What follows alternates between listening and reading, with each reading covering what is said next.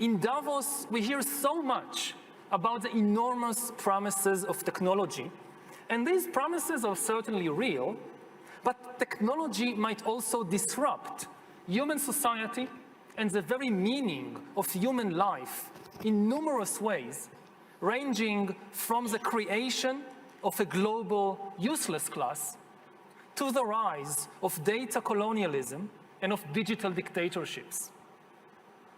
First, we might face upheavals on the social and economic level. Automation will soon eliminate millions upon millions of jobs, and while new jobs will certainly be created, it is unclear whether people will be able to learn the necessary new skills fast enough. Suppose you're a 50-year-old truck driver, and you just lost your job to a self-driving vehicle. Now, there are new jobs in designing software or in teaching yoga to engineers. But how does a 50-year-old truck driver reinvent himself or herself as a software engineer or as a yoga teacher? And people will have to do it not just once, but again and again throughout their lives, because the automation revolution will not be a single watershed event following which the job market will settle down into some new equilibrium. Rather, it will be a cascade of ever bigger disruptions, because AI is nowhere near its full potential. All jobs will disappear, new jobs will emerge, but then the new jobs will rapidly change and vanish. Whereas in the past, humans had to struggle against exploitation, in the 21st century, the really big struggle will be against irrelevance. And it's much worse to be irrelevant than to be exploited. Those who fail in the struggle against irrelevance would constitute a new useless class. People who are useless, not from the viewpoint of their friends and family, of course, but useless from the viewpoint of the economic and political system. And this useless class will be separated by an ever-growing gap from the ever more powerful elite. The AI revolution might create unprecedented inequality, not just between classes, but also between countries. In the 19th century, a few countries, like Britain and Japan, industrialized first, and they went on to conquer and exploit most of the world. If we aren't careful, the same thing will happen in the 21st century with AI. We are already in the midst of an AI arms race, with China and the USA leading the race, and most countries being left far, far behind. Unless we take action to distribute the benefits and power of AI between all humans, AI will likely create immense wealth in a few high-tech hubs, while other countries will either go bankrupt or will become exploited data colonies. Now, we aren't talking about a science fiction scenario of robots rebelling against humans.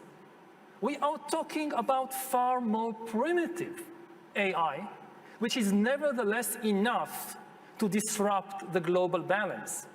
Just think, what will happen to developing economies once it is cheaper to produce textiles or cars in California than in Mexico? And what will happen to politics in your country in 20 years when somebody in San Francisco or in Beijing knows the entire medical and personal history of every politician, every judge, and every journalist in your country, including all their sexual escapades, all their mental weaknesses, and all their corrupt dealings? Will it still be an independent country, or will it become a data colony? When you have enough data, you don't need to send soldiers in order to control a country. Alongside inequality, the other major danger we face is the rise of digital dictatorships that will monitor everyone all the time. This danger can be stated in the form of a simple equation, which I think might be the defining equation of life in the 21st century. B times C times D equals R, which means biological knowledge multiplied by computing power multiplied by data equals the ability to hack humans, R. If you know enough biology and you have enough computing power and data, you can hack my body and my brain and my life, and you can understand me better than I understand myself. You can know my personality type, my political views, my sexual preferences, my mental weaknesses, my deepest fears and hopes. You know more about me than I know about myself. And you can do that not just to me, but to everyone. A system that understands us better than we understand ourselves can predict our feelings and decisions, can manipulate our feelings and decisions, and can ultimately make decisions for us. Now, in the past, many tyrants and governments wanted to do it, but nobody understood biology well enough, and nobody had enough computing power and data to hack millions of people. Neither the Gestapo nor the KGB could do it. But soon, at least some corporations and governments will be able to systematically hack all the people. We humans should get used to the idea that we are no longer mysterious souls. We are now hackable animals. That's what we are. The power to hack human beings can, of course, be used for good purposes, like providing much better healthcare. But if this power falls into the hands of a 21st century Stalin, the result will be the worst totalitarian regime in human history, and we already have a number of applicants for the job of 21st century Stalin. Just imagine North Korea in 20 years, when everybody has to wear a biometric bracelet which constantly monitors your blood pressure, your heart rate, your brain activity, 24 hours a day. You listen to a speech on the radio by the great leader, and they know what you actually feel. You can clap your hands and smile, but if you're angry, they know you'll be in the gulag tomorrow morning. And if we allow the emergence of such total surveillance regimes, don't think that the rich and powerful in places like Davos will be safe. Just ask Jeff Bezos. In Stalin's USSR, the state monitored members of the communist elite more than anyone else. The same will be true of future total surveillance regimes. The higher you are in the hierarchy, the more closely you will be watched. Do you want your CEO or your president to know what you really think about them? So it's in the interest of all humans, including the elites, to prevent the rise of such digital dictatorships. And in the meantime, if you get a suspicious WhatsApp message from some prince, don't open it. Now, even if we indeed prevent the establishment of digital dictatorships, the ability to hack humans might still undermine the very meaning of human freedom. Because as humans will rely on AI to make more and more decisions for us, authority will shift from humans to algorithms. And this is already happening. Already today, billions of people trust the Facebook algorithm to tell us what is new. The Google algorithm tells us what is true. Netflix tells us what to watch, and the Amazon and Alibaba algorithms tell us what to buy. In the not so distant future, similar algorithms might tell us where to work and whom to marry, and also decide whether to hire us for a job, whether to give us a loan, and whether the central bank should raise the interest rate. And if you ask why you will not give a loan, or why the bank didn't raise the interest rate, the answer will always be the same. Because the computer says no.